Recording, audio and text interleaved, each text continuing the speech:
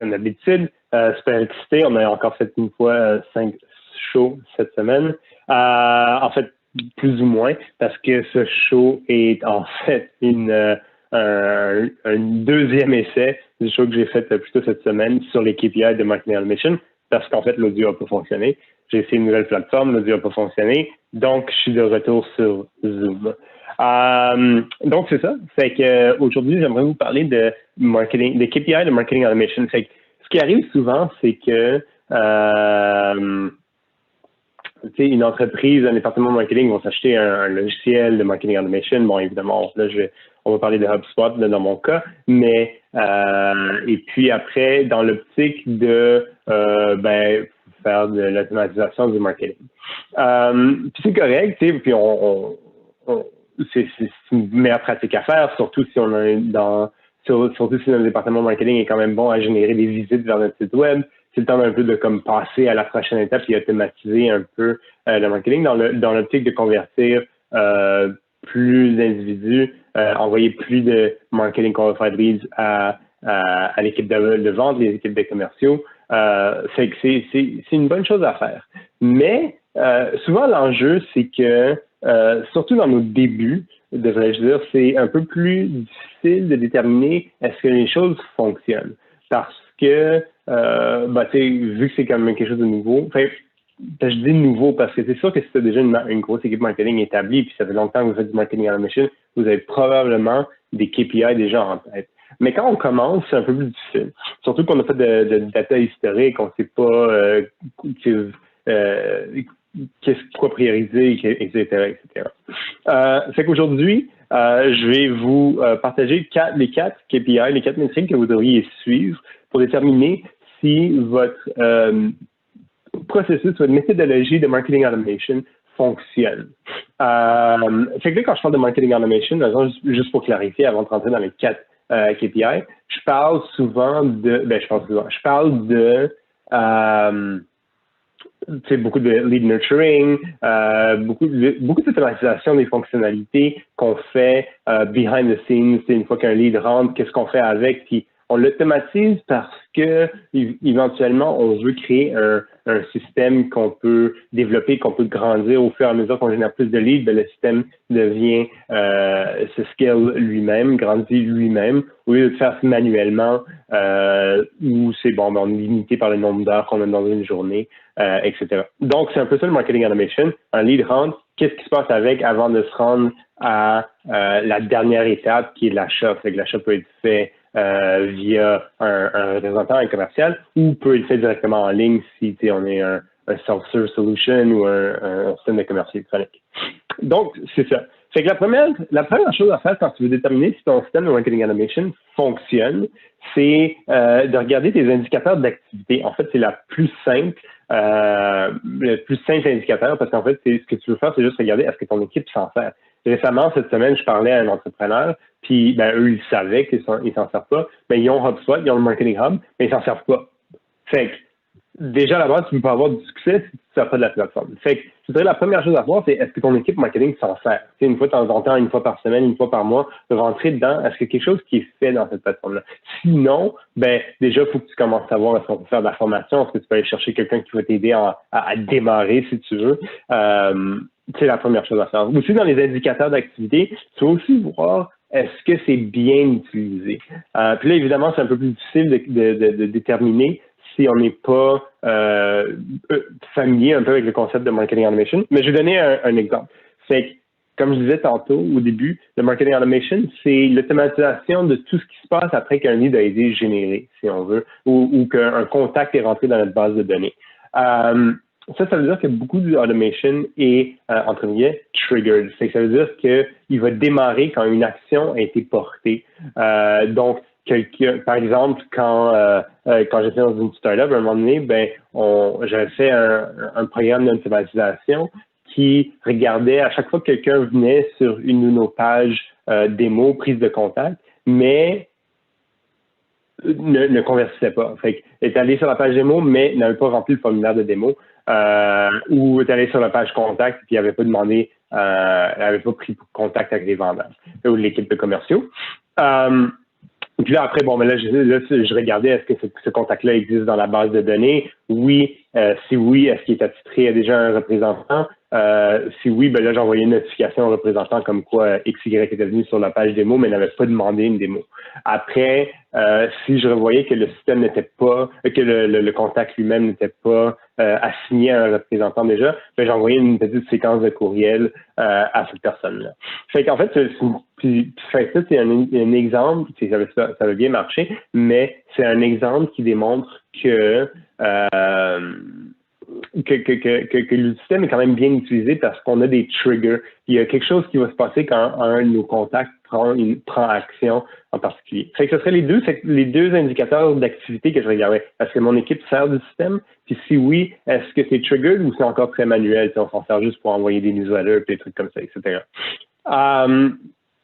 Le deuxième indicateur que tu vas vouloir regarder, c'est les indicateurs de performance, les métriques, vraiment. Tu sais, c'est quoi, si tu rentres dans tes courriels automatisés, tu sais, c'est quoi le click rate, c'est quoi le trafic qui est généré du site,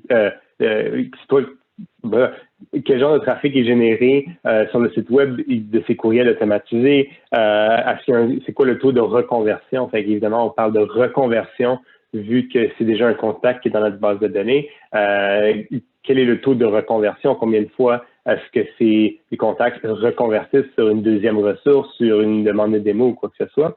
Je regarderai aussi le nombre de désinscriptions à ces emails. Fait que déjà, ça va donner un peu une indication de performance. Est-ce que mon système d'automation performe bien au niveau de chiffres de base, si on veut. Ça, on en a parlé un peu avec l'épisode d'Étienne, l'auteur du SaaS Email Marketing Playbook.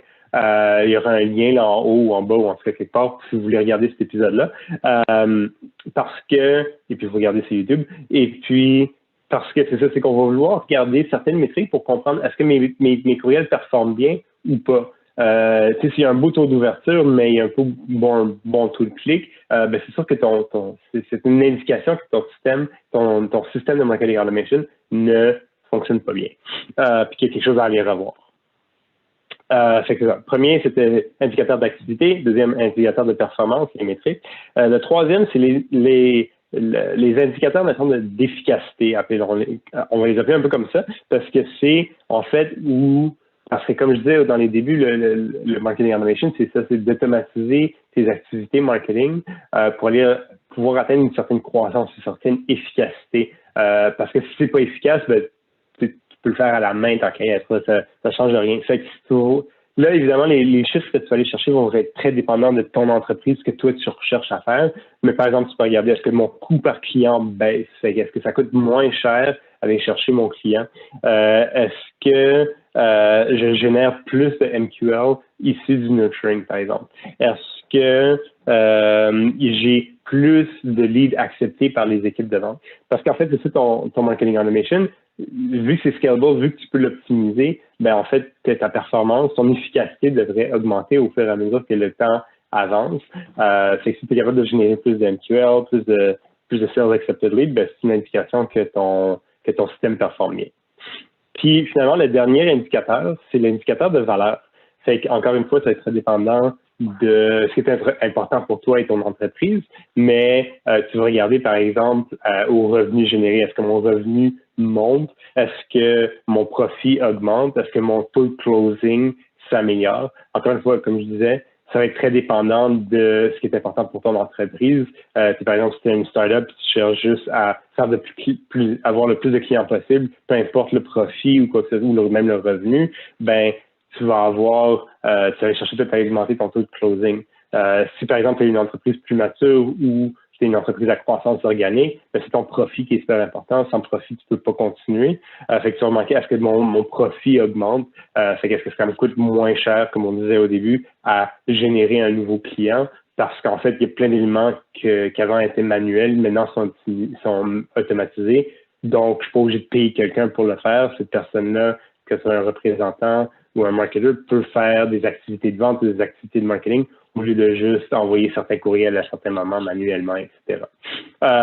Fait qu'encore une fois, quand on embarque un système de marketing automation, si je conclue, pour déterminer si le système que tu mets en place fonctionne, tu as 4 choses vraiment à regarder. Tes indicateurs d'activité.